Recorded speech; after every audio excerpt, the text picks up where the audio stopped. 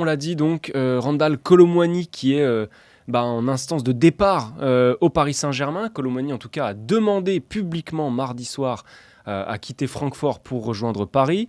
Paris a, selon l'équipe, transmis plusieurs offres. La troisième a été refusée. Si je ne dis pas de bêtises, elle est à 65 millions d'euros plus Hugo Ekitike dans la balance. Francfort voudrait 100 millions.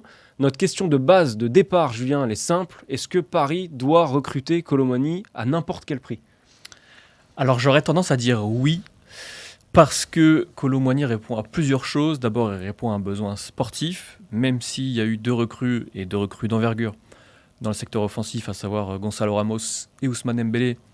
La saison va être longue, il y a la saison de Ligue des Champions. On sait que parmi ces deux joueurs-là, il y en a un, Ousmane Dembélé, qui n'est pas le plus fiable physiquement parlant. Et puis Kolo Muani, il a l'avantage de pouvoir jouer à plusieurs postes offensifs. Et puis il y a la force du symbole. On sait que le PSG cherche à se franciser.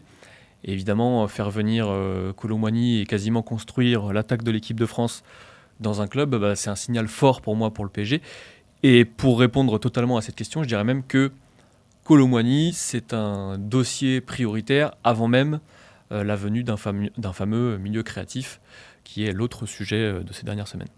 Alors justement, on a l'impression que le milieu créatif, c'est un sujet qui a été un petit peu mis de côté au Paris Saint-Germain. On se rappelle des propos de Luis Enrique qui a l'air plutôt satisfait de son milieu de terrain.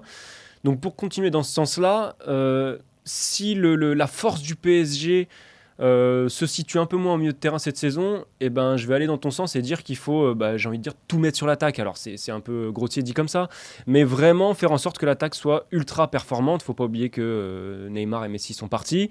Et ce que je trouverais intéressant dans le recrutement de Kolo Muani plutôt que Bradley Barcola, parce que j'ai l'impression à l'instant T que c'est plutôt l'un ou l'autre quand même, c'est que Kolo Muani, il apporterait beaucoup plus de concurrence parce que c'est un prétendant à une place de titulaire. Kolo Muani, Dembélé, Mbappé, c'est potentiellement l'attaque de l'équipe de France. Ce qui n'est évidemment pas le cas pour Barcola. Si c'est Barcola plutôt que Kolo Muani qui arrive, globalement, vous mettez Mbappé, ce qui est normal, mais aussi Dembélé et Gonzalo Ramos un petit peu dans un fauteuil, j'ai l'impression, même si Asensio, il aura aussi son mot à dire, mais il pourrait peut-être être utilisé plus bas, on ne sait pas. Lee Kang-in, c'est pareil, c'est pas forcément un titulaire en puissance. Kolo Muani viendrait mettre tout le monde sous pression, et ça, c'est vraiment quelque chose que je trouve plutôt intéressant parce qu'il y a vraiment besoin de concurrence dans ce secteur offensif.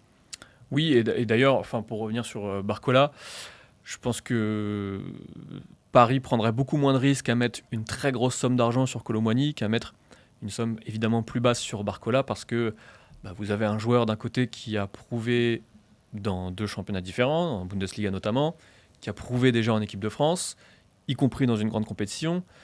Et de l'autre côté, vous avez un joueur qui sort finalement de 6 mois qui sont certes très bons, mais peut-être que l'échantillon n'est pas assez grand pour connaître vraiment tout son potentiel et surtout tout ce qu'il peut apporter au Paris Saint-Germain, où la concurrence sera évidemment très différente. Donc oui, pour moi, c'est même pas l'un ou l'autre, c'est juste prioriser Kolo Muani complètement, parce que c'est vraiment, pour moi, le joueur qui peut changer la face du mercato.